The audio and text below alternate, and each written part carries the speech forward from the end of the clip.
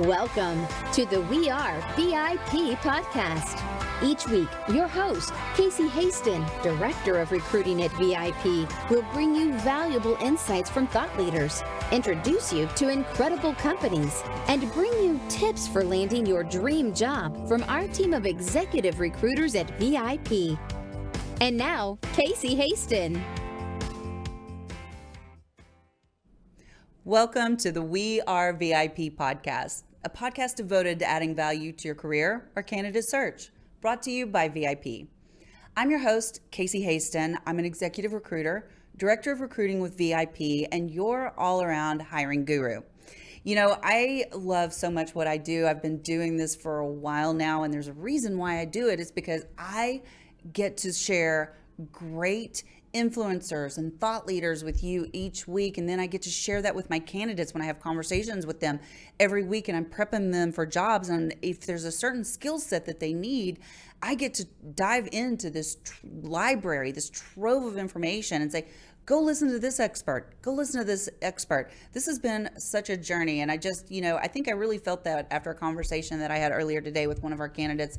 And I realized the value that this podcast really puts out there. So without further ado, I'd like to welcome Ben Guttman, marketing executive, educator, and author of Simply Put, Why Clear Messages Win and How to Design Them. How important could that be in an interview? Ben has built, ran, and sold an award-winning marketing agency. He teaches marketing at the nation's largest business school and has written a book on communication. In between all of that, he consults with startups, leading brands, and government agencies. So I think he's pretty well equipped to talk to us about marketing messages. So welcome to the show today, Ben. Oh, great. Thanks for having me. It's great to Well, we are so grateful that you're here today. And I think the journey, and I love this, I love talking about connections, how we got connected. So I'd love for you to share with our audience why you and I are sitting here talking today. Oh, yeah, Casey. So we have a mutual friend, Michael Shine, who is not only just a great person, he is also a fantastic author. And if I have to plug any besides, so he wrote a book called The Hype Handbook. Came out about a year ago, 2 years ago.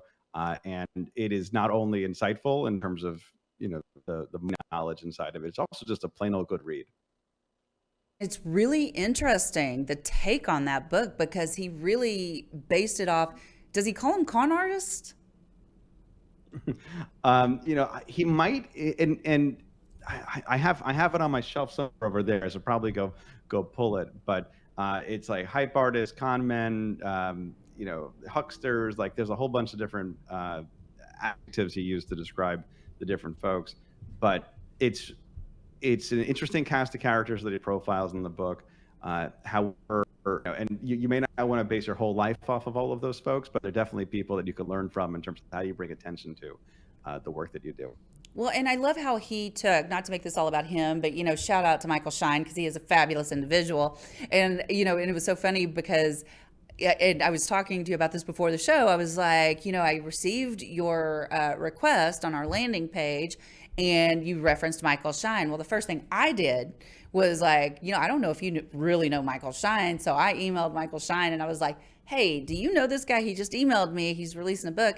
And I kid you not, it was like 3 seconds later, I get an email back and he's like, absolutely great guy. You better have him on your podcast. I was like, yes, sir. It's going to happen. So you definitely have a fan in Michael Shine as well. Oh, I love that. The feeling's definitely mutual. So tell us about you and what you do. Oh yeah, so you mentioned a little bit in the intro there. I ran a marketing agency. I started that almost right out of school, actually, in an old professor's basement. We slapped our logo on the wall. We worked at the local shop, the local camera shop, and then by a bit, as time went on, we worked with bigger companies and we hired more employees and we got a bigger office. And eventually, 10 years later, we're working with the NFL and Comcast and I Love New York and all these really great brands. And, at the point, decided to say, do I want to do something else with my life? And changed everything. We sold the company about a year and a half ago. And it's been a really fun since then as well. So I wrote the book. I teach at Baruch College here in New York City. And, I work on a number of other consulting projects right now too. Okay, so this doesn't really have to do with messaging, but you just said something there that I want to just put a pin in real quick. You talked about you'd achieved all this fame and fortune. You're like, what else do I want to do? Right? And I think that takes a very mature, not only entrepreneur, but anybody at any point in their career, if maybe they're not feeling completely fulfilled, to be able to say, what else might I like to do? How did that feel for you when you asked yourself that question? Oh, it was a hard question to answer, right? So we looked at it and said, I ran this business for 10 years. Do I want to run it for the next 10 years is kind of the question that was in my mind, in my partner's mind at the time. And we didn't have a head at all, right? We had a good business. We had a great team with us. Our clients were all happy, profitable year ever. It's just one of those things where at 30 something, I had the same job for the past 10 years, and none of my peers had the same job for the past 10 years. Had been having this experience and that experience. And it felt like it was the right time to try to find a good land for that team, and personally begin to explore, other opportunities. Well, and I think the point I want to make here is that you gave yourself grace to do that you didn't say like, oh my God, who am I? I'm throwing away all this success. You said, no, I had this success. I'm going to sell this and I'm going to go do something else. And I'm going to have success there too. So many people don't give themselves permission. They think they have to be in that one career for their entire life. Mm-hmm. Life is long, right? It's the longest thing you'll ever do. So I look at it that way as is it a great experience? I have no regrets. I package it up, put a little bow on it, stick it on the shelf, and there's other things to accomplish now. I love that. So I know most of your work, or much of your work, revolves around the critical aspect of messaging. And I think that's so important. So your extensive experience managing a marketing agency, your role as an educator in marketing, messaging plays a pivotal role in influencing everything we do. So could you share a little bit about your insights with us about, why understanding and mastering the art of messaging is of the utmost importance? And then I want to talk to you about a book I read. Absolutely. So marketing happens to be the industry, those are the people you give a call to when you have a communications problem, when you have something that you want to say. But all of us are marketers in many ways. All of us have some change we want to see in the world. If we're advocates or educators, if we are business leaders, if we're recruiters, if we're teachers, all of us have some sort of desire to influence, to persuade, to just inform in many ways. And so it is the fundamental kind of the fundamental challenge that we have as humans. With how do we connect with what we are feeling and in our own hearts and our own minds with other people. And marketing just so happens to be the capitalist version of that, right? Where we end up connecting people who make things and have things, people who need things and want things. Communication, it's if you do it poorly, is a big problem, right? So poor communication is the number one cause of divorce. Poor communication is number one cause of aviation accidents, number one cause of healthcare mistakes. It costs billions and billions of dollars on company balance sheets every year. When we communicate, we can do great things, but when we fail, so there's also really a cost.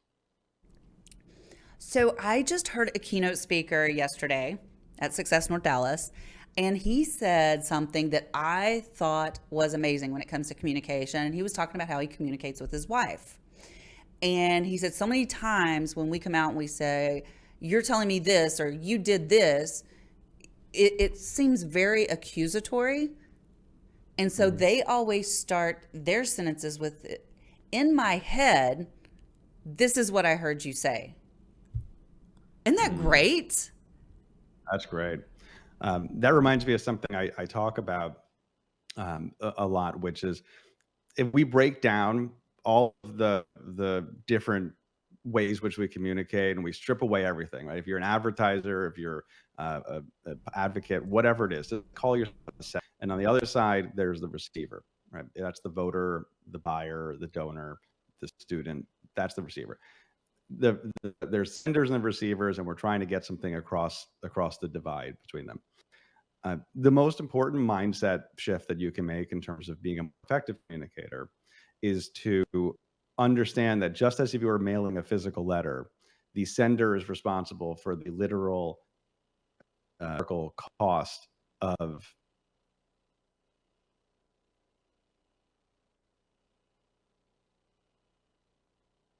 up today with 1,000 other things in their mind. They care about their family and their friends and their sports teams, and they care about all these different things. They have deadlines and vacations. Your message was not necessarily one of them. And can we go back for just 1 second? Can you hear me? Because you did freeze for just a second, and I just really was like hanging on every word you were saying there. So you were talking about, remember, the cost is on the sender. So can we back up to that point real quick? Okay. So I can start that whole answer again, if that would be perfect. The best. Okay.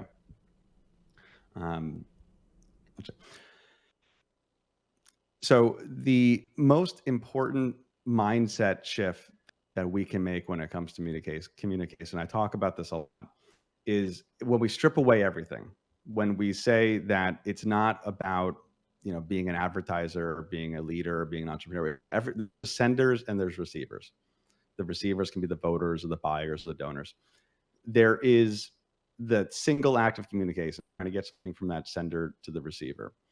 And just as if you were sending a letter in the mail, the sender is responsible for the literal and metaphorical cost of the communication. It's your responsibility as the sender to make sure that you're heard. And receivers woke up today with so many things that they cared about. They care about their friends and their family and their work and their vacation and their sports teams, but they didn't care about what you had to say. Nobody woke up today saying, my to-do list is to click on or open a spam email or read your presentation. We care about a lot of things, but it's important for us to, as senders, to have it's our responsibility to make sure that we communicate, that we are heard. I think that is so important. And I've never really thought about it that way, because I always thought communication was a two-way street, right? But I think that makes a lot of sense, that the onus would be on the sender. And one of my favorite phrases is, you don't know what you don't know about what the other person is going through. So you don't know where their headset is or mindset is. You don't know where their head frame is, what they might be dealing with that day when you have a response to them or when you say something to them. So I think it's really important that we remember that when we're communicating. And again, I kind of go back to that, this is what in my head, this is what I heard. I think that would solve so many problems, because then you'd be like, but that's not what absolutely. I said at all. Yeah. This is what I actually meant to say. That's something interesting. Like when I'm coaching my candidates on interviewing skills, one of the questions I have them to ask, and it takes a pretty brave person to ask this question, believe it or not, is one of the last questions at the end of the interview, is there anything you see missing in my experience that would keep me from getting this job? But the reason I have them ask that question, the reason I have them ask that question is because you may have just left something off your resume. Yep, 100%. And I have always found, even if you were kind of the part of it and you look at the professional services piece, I was just helping a client interview vendors, and I asked a very similar piece as kind of helping the client there. I've turned it on its head a little bit. I said, well, what are we doing wrong? What do you think is the thing we're missing as part of this project, as part of this RFP? It breaks people out of their mold of kind of just being in that their bubble thing I had to say, and it allows us to tap into their expertise as well. Absolutely. So the book I wanted to mention to you was a book by the name of Smart Brevity. Have you read that book? I read Smart Brevity, yeah. So, and I wonder, like, compared to your messaging, compared to the way they message, which I think is really good. I've actually revised a lot of my email marketing because of that book. How do you think those two compare? So Smart Brevity, there's a lot of great stuff in there. It's a much more of a like copy manual, like formatting guide than it is kind of about like the science of communication. I tried to cover as much as I can in my book the why and how the why and the how instead of just like the what in there. So there's the foundational kind of scientific cognitive science piece of this book revolves around the idea of fluency. And so the fluency is this word that you and I know, right? Like we can be fluent in English, Mandarin, fluent in chess or cooking, but where we're fluent, things are easy. That's effectively what it means. The Latin root of the word is flowing, actually. So if you ask a cognitive scientist about the word fluency, though, what they mean by it is how easy is it for you to take something from out in the world, stick it in your head, and make sense of it? And how much kind of mental processing power do you have to do on there? And if it takes a lot of work to perceive and process something, well, we don't like that. It's associated with all the bad things, right? We don't like it, we don't buy it, we don't trust it. But if something is easy, if it flows, well, we're more likely to like. And that's all the stuff we want as a communicator, right? So that is what we're trying to achieve when we talk communications, is really achieving the state of fluency.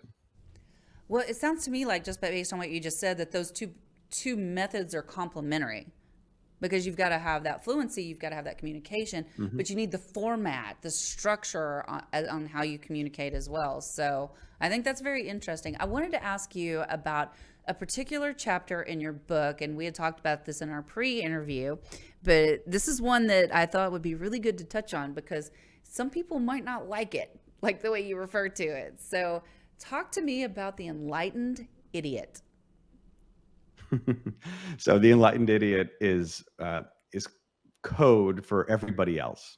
It's somebody who is somebody who is not in the room, is not in your bubble. We have a really bad habit of overestimating how much we have in common with everybody else. We believe that everybody uses the same language, that everybody uses this, understand the acronym we're talking about, they understand the jargon we're using, and they understand also the motivations and the emotions that we have and our preference. But when researchers look at this, they find over and over again that we are not as good at what other people think, feel, want as we think we are. And so what you have to do is you have to welcome in. I use the enlightened idiot as kind of take people out of it. But idiot is meant as kind of a term of endearment. It means the common man. It means the everyman. What we want to have is we want to bring in our audience.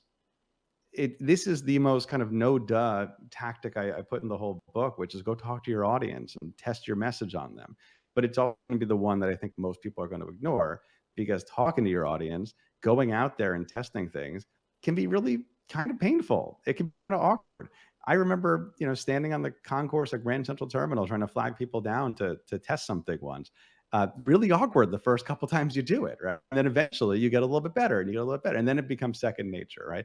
But so we're awkward about it, but we also, more so than that, is that we're scared that we might get feedback that we don't like. It might be negative. And so that prevents a lot of us from actually taking advantage of the really basic tool.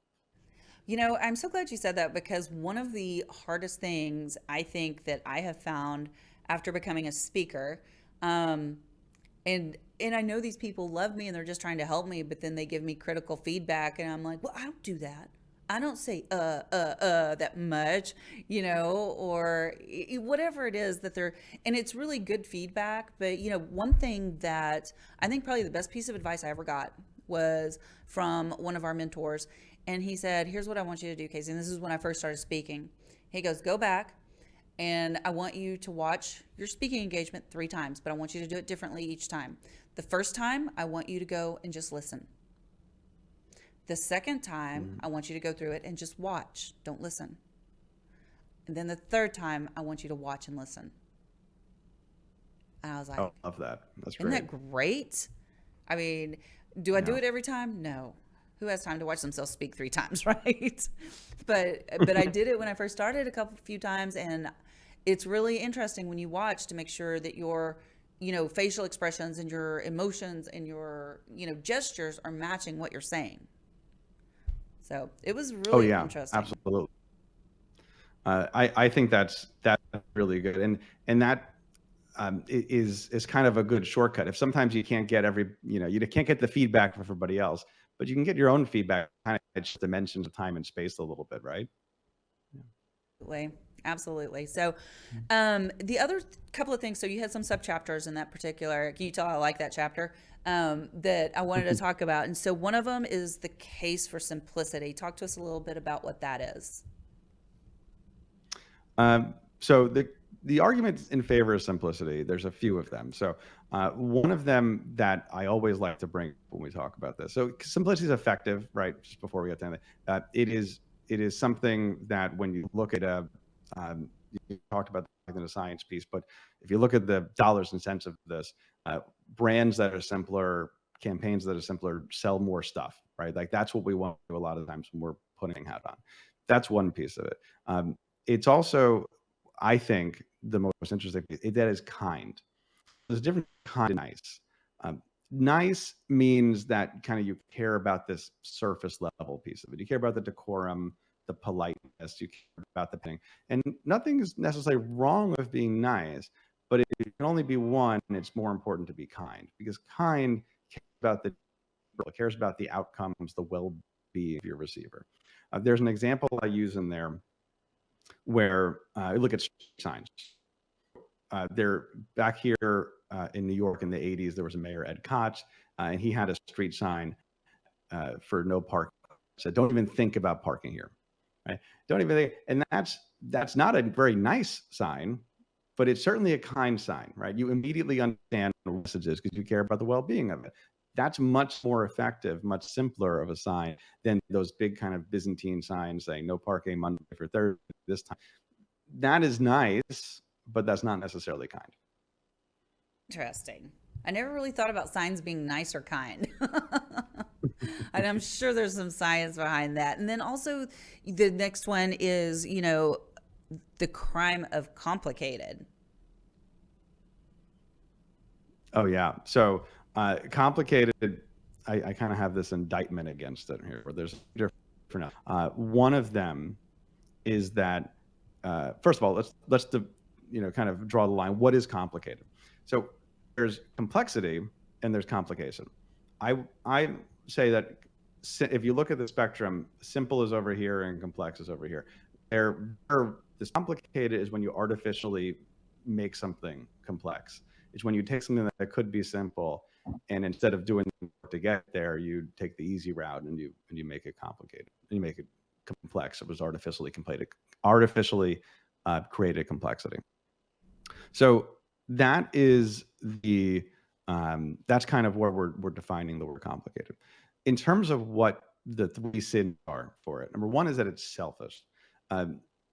Complicated messages are by their nature self-serving. They're used oftentimes, maybe if you look at like an end user license agreement, like a software agreement, it's used often to kind of hide your intentions that you now is kind of on the front page of the New York Times, right? All sorts of things, all sorts of legalese. They're used more so to kind of obfuscate than to communicate. Cowardly. I mean, there's a large body of research, but I think a lot of it's very interesting, that shows that we complicate when we're afraid that we won't measure up, that we don't meet the level which we want to